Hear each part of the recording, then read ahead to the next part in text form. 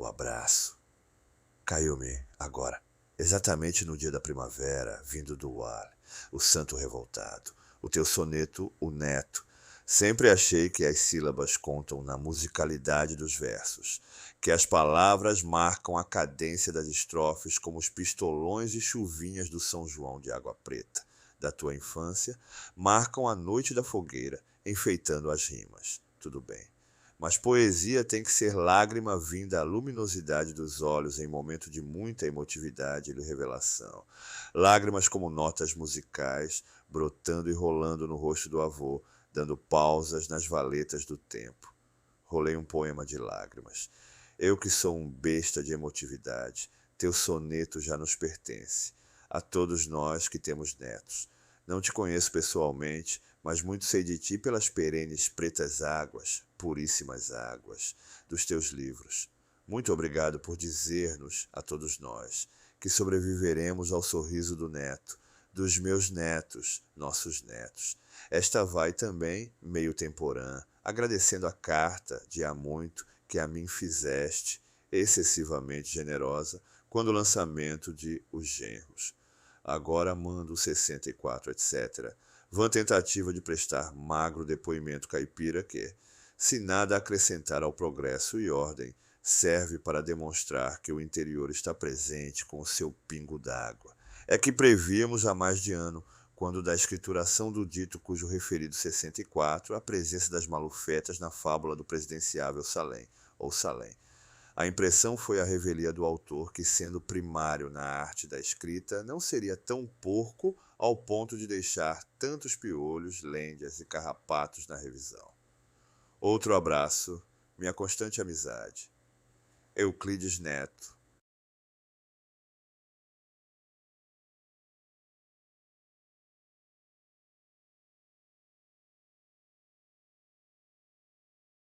O Centro de Estudos ele nasceu a partir de um sonho de Vitor.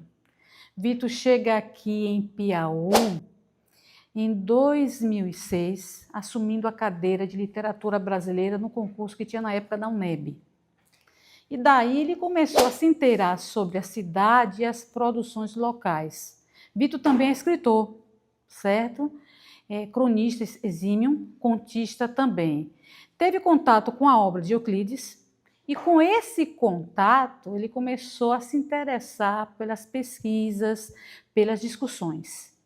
E daí ele passou a ter a ideia de montar um espaço onde fossem intensificadas essas pesquisas de uma maneira mais coletiva, não ficasse só na pesquisa dele. Aí, em 2009, uma reunião de área de literatura, ele traz a ideia da chamada criação do Centro de Estudos Euclides Neto. A área aprovou unânime e se comprometeu também. E na própria área, o diretor da época era Otávio, já se comprometeu de dar o espaço para que começasse a ganhar forma o Centro de Estudos.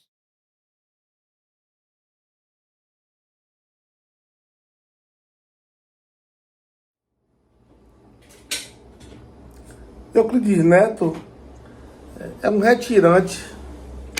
Ele é um retirante do sertão, da região do Vale do Jiquiriçá, que sai com seus familiares aos 3 anos de idade, certamente em busca do sonho que se tinha das matas do sul da Bahia, em busca de prosperidade, de lugar de terras férteis, e chega aqui, vindo com seus pais, numa tropa de burros, com as mudanças, e chega em Tesouras, atualmente Birataia, onde seu pai constitui uma localidade de um pequeno comércio, e a nossa região passa a ser o berço dessa criança de 3 anos que reside aqui na região até os 11 anos e tem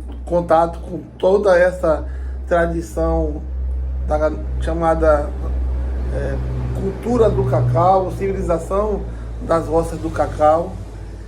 E aos 11 anos ele vai a Salvador, enviado pela família para dar continuidade aos estudos e tem toda a sua formação intelectual, acadêmica. Então, Euclides Neto é esse indivíduo com intensa vivência nas roças de cacau sul-baiana, com intensa vivência com essa população rural, e isso passa como uma nódoa marcar a sua identidade, que vai dar um norte a toda a sua vida, seja política, acadêmica, literária. Então, podemos dizer que o Euclides Neto foi um porta-voz de uma região. Eram os primeiros lampejos de conhecer Euclides na própria universidade, nas discussões de literatura. Eu, particularmente, não conhecia Denise, começaram os primeiros contatos para conhecer a família a partir daí, que, inclusive, uma das primeiras ações que a gente vai ter agora, logo no início do centro, foi um primeiro grandes autores da literatura luso-afro-brasileira, que versou sobre Euclides Neto. A gente trouxe Valdir Pires, Emiliano, os estudiosos que estavam discutindo dentro do departamento. Abriu a possibilidade de fazer esse texto correr com mais fluência, com chamadas rodas de conversa, círculos de leitura. Mas a aprovação mesmo se deu no dia 22 de outubro de 2009. E a partir daí, timidamente, Vitor começou a agregar alguns colegas para trilhar no projeto. Aí tivemos projeto de extensão, rodas de leitura. Tivemos o evento, porque o evento Euclides Neto era da área, o NUP organizava, e daí o centro entrou com a ideia. Tivemos o Iliane, assim que chegou com o trabalho já de pesquisa para ver os manuscritos, ela teve 2 ou 3 iniciações científicas. Depois disso, Vitor organizou a edição crítica, que teve uma demora para a publicação.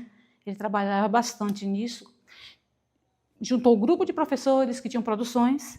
Esses professores entregaram o texto, mas teve uma constante elaboração desse texto. E esse texto só vai ser publicado mesmo após o falecimento de Vitor. Então, Euclides Neto, ele tinha muito claro a importância do indivíduo como sujeito ativo, como protagonista da história.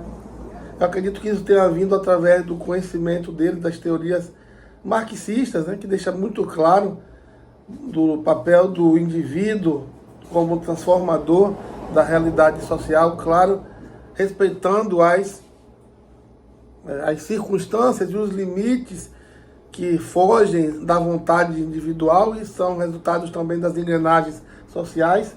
Mas Euclides Neto, ele entendia que era necessário intervir de maneira que a sociedade ela alcançasse um grau de justiça social e de relações mais igualitárias, e isso vai fazer com que ele se aproprie do conhecimento, seja no campo do jurídico, ou no campo da ideologia política, ou mesmo na sua principal forma de expressão, que foi a literatura.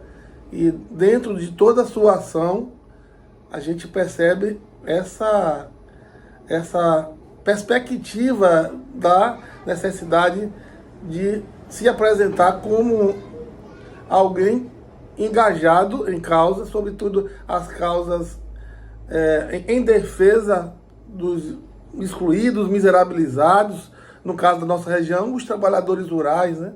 O que eu chamo no meu livro, os despossuídos da terra, aqueles que só tinham sua força de trabalho, sua mão de obra para manter-se vivos, e, por outro lado, eles viam toda a opulência, toda a riqueza, todo o acúmulo de poder concentrado na mão de poucos donos, possuidores da terra, das terras do cacau. E Euclides viu isso de perto e ele não foi neutro ou indiferente a tudo isso. E o que a gente pode esperar agora com a chegada de parte desse acervo de Euclides aqui? Muito. A primeira meta da gente, na realidade, é tornar ainda mais conhecido, vou dizer assim, ainda mais, o Euclides Neto aqui mesmo, porque ainda me surpreendo quando a gente tem aula de literatura, nos primeiros semestres aqui no curso de letras, o pessoal não conhece Euclides, né? E o que é que a gente vai observar? O primeiro passo da gente é essa ação, tornar mais conhecido. Como? Eventos e uma ação também numa perspectiva com diálogo com outras artes e na educação básica.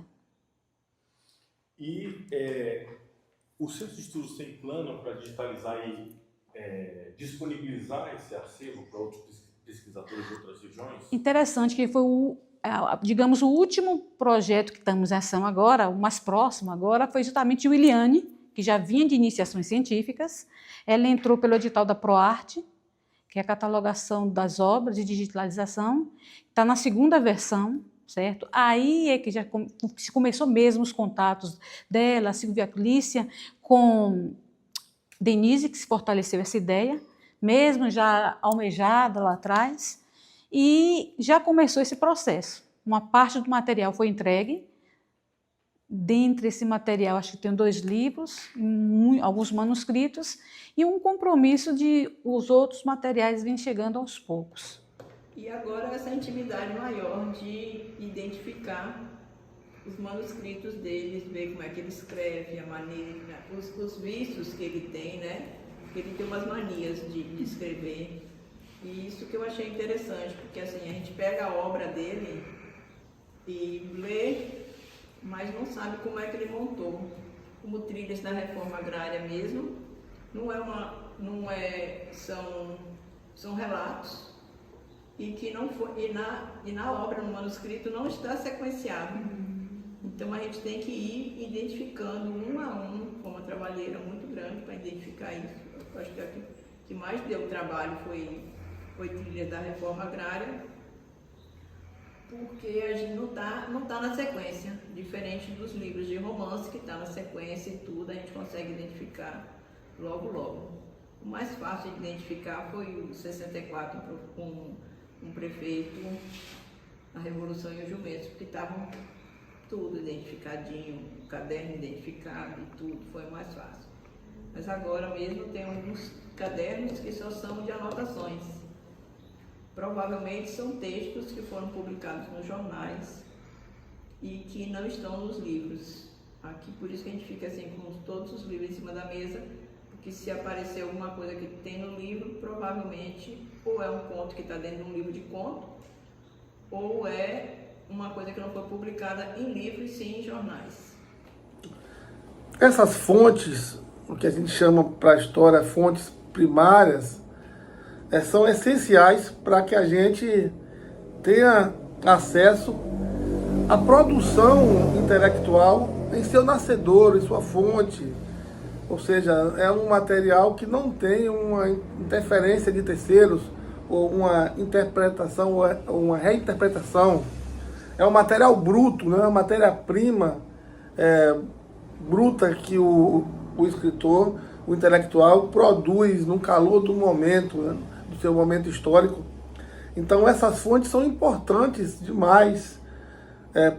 Primeiro como documentos históricos, como acervo de um escritor, de um intelectual que a gente tem como uma referência para a cidade de Piauí, para o sul da Bahia, para a Bahia, ou também para o Brasil, porque apesar de Euclides Neto não ter invertido na sua carreira como escritor, na perspectiva de ter uma visibilidade nacional, mas é indiscutível que a sua obra, a sua produção literária, é indiscutível que seja de ótima qualidade e que, além de tudo, ela é uma representação verossímil dos acontecimentos históricos, sociais, que se deram na região sul-baiana e que outra fonte, ou uma fonte histórica oficial, ela não consegue captar esses detalhes que a literatura ela dá conta através dessa produção que passa pelo imaginário, que passa pelo olhar fino, pelo raio-x, né, do analista, escritor, que converte todo esse cenário que ele viveu, que ele estava inserido, em narrativas ficcionais, mas com todo o conteúdo realista, que era a principal característica de Euclides Neto, essa fidedignidade do que ele viu e converteu, transportou para um texto literário, sem esconder, sem maquiar, sem transformar aquilo em algo palatável, mas algo que era para trazer mesmo um mal-estar e um sentimento de indignação diante daquele contraste todo que a literatura dele produz. Então, ter acesso a essas fontes é muito valioso para o pesquisador, seja da história, da literatura, da linguística, ou mesmo da sociologia, da antropologia, da filosofia, porque cabe todos esses olhares a partir do interesse de cada pesquisador. Essas fontes vão poder servir como acervo capaz de produzir interpretações diversas das várias áreas, sobretudo das ciências sociais. Sempre sofrerá, sacrificado no altar do oficialismo e da infâmia. Viva a normalidade institucional, o mantra da insânia. Abaixo o povo brasileiro, repetem sem cessar, até que a voz da rua consiga finalmente gritar.